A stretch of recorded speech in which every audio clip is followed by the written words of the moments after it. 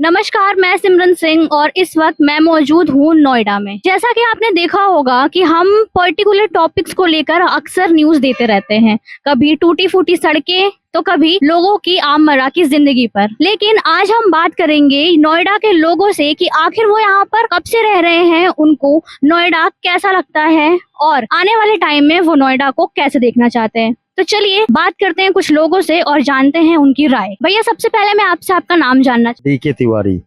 तो भैया, जैसे कि आप नोएडा में कितने टाइम से रह रहे हैं? 32-35 साल हो गए। तो अब तक आपको नोएडा में कोई ऐसी दिक्कत परेशानी देखने को मिला?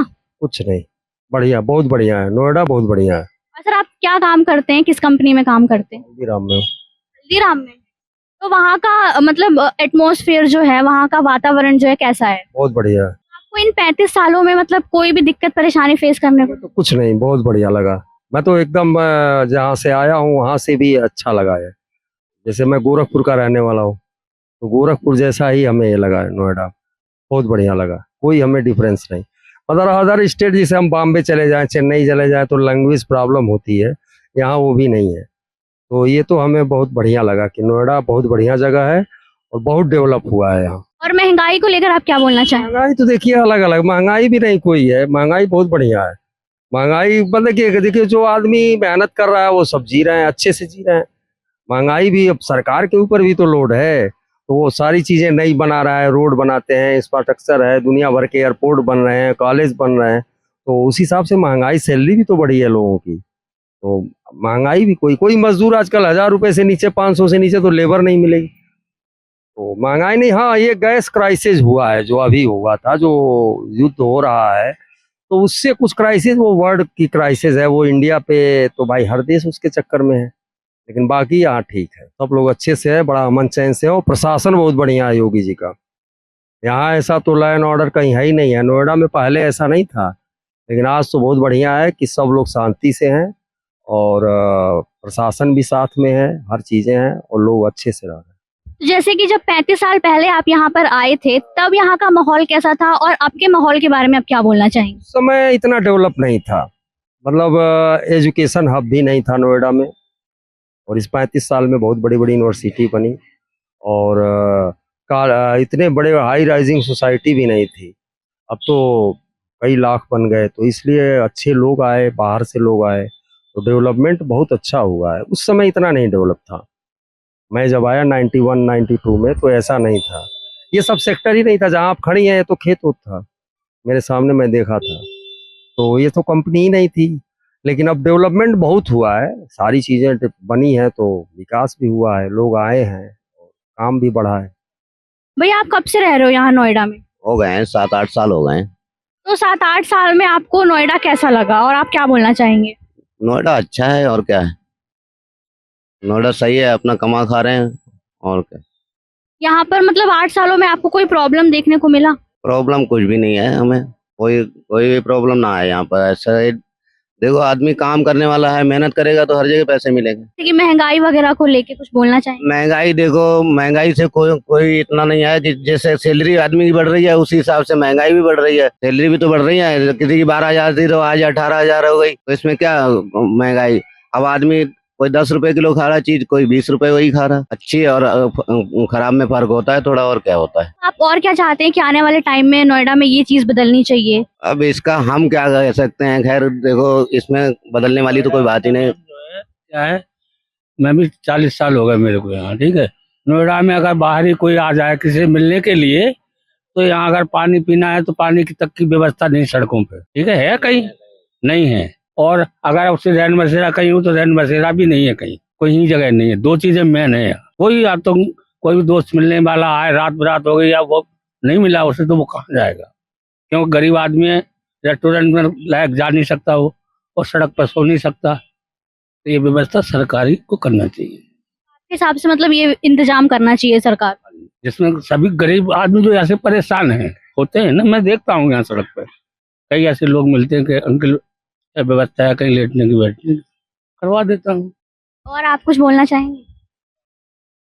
या बस ठीक है, जैसे है ठीक है, अपना मेहनत करते हैं, कमाते खाते हैं, शौक से रहते हैं। नोएडा अच्छा शहर है, ग्रीन सिटी है। और कोई परेशानी आपको? नहीं, हमको तो कोई परेशानी नहीं है, हम तो मेहनत करने वाले आदमी हैं। मेहनत करते हैं, कमाते खाते हैं, आराम से रहते हैं। आपके हिसाब से कुछ ऐसा लगता है कि नोएडा में कुछ बदलाव होनी चाहिए? बदलाव तो सरकार के ऊपर निर्भर है, क्या करती है क्या नहीं करती है, कैसे। वो तो उनके ऊपर निर्भर है, लेकिन आप क्या सोचते हो कि हाँ ये चीजें बदल जानी चाहिए, ये नहीं रहना चाहिए, या फिर कुछ ऐसा खैर हमारे दिमाग में कोई सवाल नहीं है।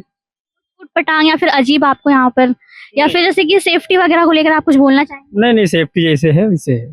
तो मोटरसाइकिल वाले ऐसे ऐसे हैं ना यहाँ पर, कुछ वो बेचारे का मोबाइल ही छीन के भाग जाते हैं। अब उसको कौन देखेगा, उस पर कभी गाड़ी का नंबर भी ना होता है, कभी कुछ नहीं होता है। तो अब उन चीजों को आदमी को देखना चाहिए ना कि यहाँ कि कैसे हमें करना है, कैसे नहीं करना है।